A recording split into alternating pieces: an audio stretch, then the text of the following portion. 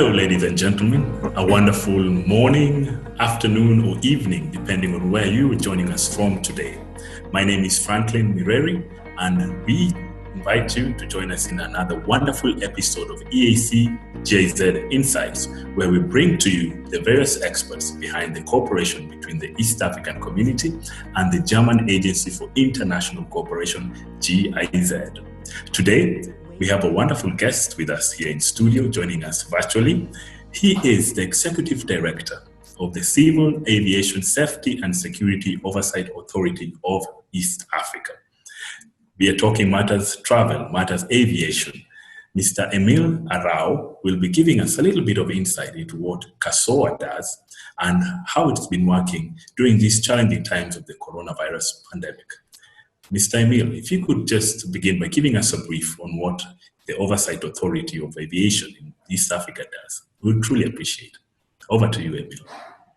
Thank you very much, Franklin. Yes, I'm the Executive Director of the East African Community's specialized institution that deals with matters pertaining to civil aviation in the partner states. Ideally, CASSOA as an institution of EAC was established in 2007 with a mandate of enhancing safety and security of the EAC partner states.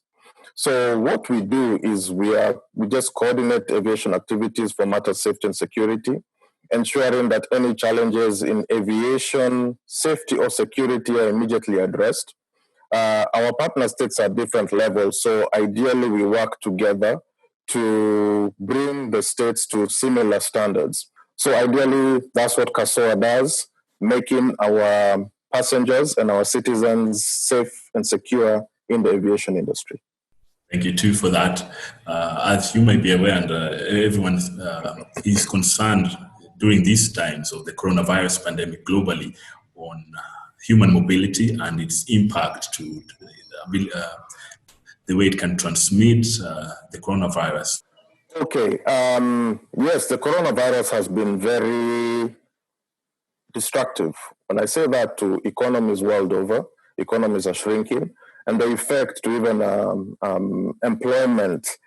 However, we realize that the contraction of the economy is a result of government taking mitigation measures because nobody really understands this virus and how it really behaves. There's not a level of understanding coming in now. But however, again, if we're to use a nuclear methodology, it's just to close all economies and everybody stays at home. But that's impossible to be done in perpetuity because life still has to go on. So at CASSOA, working with GIZ, and we really appreciate the support we've gotten from the German government through GIZ. In fact, I have to give a honorable mention to Dr. Irene Lukasowicz and Mr. Tim Wesonga, because our collaboration has been at another level and we've worked very, very efficiently together. So ideally, this virus is with us now. It's with us. We have to learn to adapt and live with it.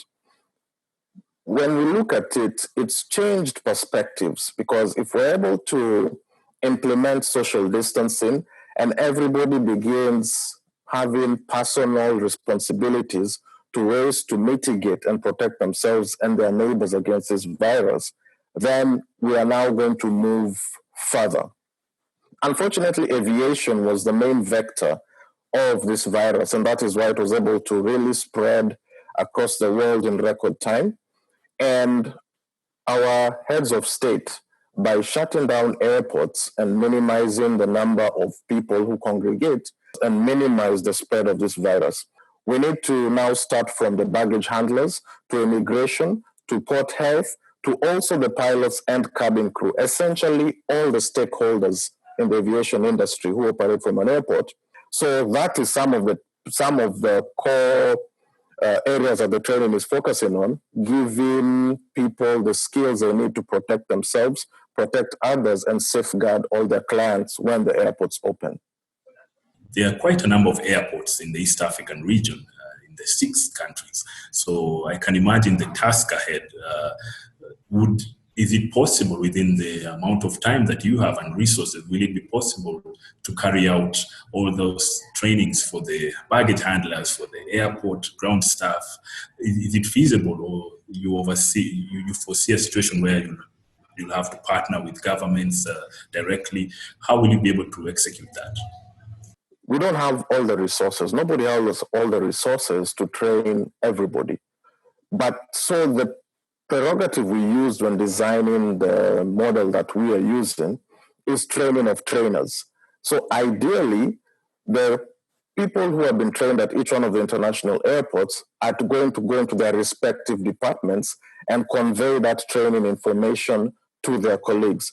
And this will help create a critical mass. So once you got the training from AMREF, she's able now to go into her respective organization and train more people as to what they need to do. And the good thing about working with AMREF, they are able to, whenever you conduct a class, they are willing and able to send somebody to be there to support you and assist you in that training as you get fully confident now in teaching them about health matters. So the idea is to create a critical mass by, we're only training 15 people, 30 people in each particular airport, but they now go into their respective departments and train more people and train more. For all the people watching your show, let them know that Africa, East Africa is ready, and I believe also Africa by extension. We've taken the virus very seriously, and in aviation, we want to safeguard you so that when you come here, you feel safe and secure in our airspace and in our nations, and know that we're doing all that we can to protect you. Thank you. Thank you so much. Ladies and gentlemen, we have been having the Executive Director of the Civil Aviation Safety, Security, Oversight Authority, Mr. Emile Aroa, who has been joining us direct from Mombasa, where they have an ongoing training going on right now. And we want to appreciate your time also for viewing this episode. If you have questions on that and opinions, feel free to send us using the hashtag EAC-GIZ Insights. Till next time, we thank you for your time. Mr. Emile, bye-bye.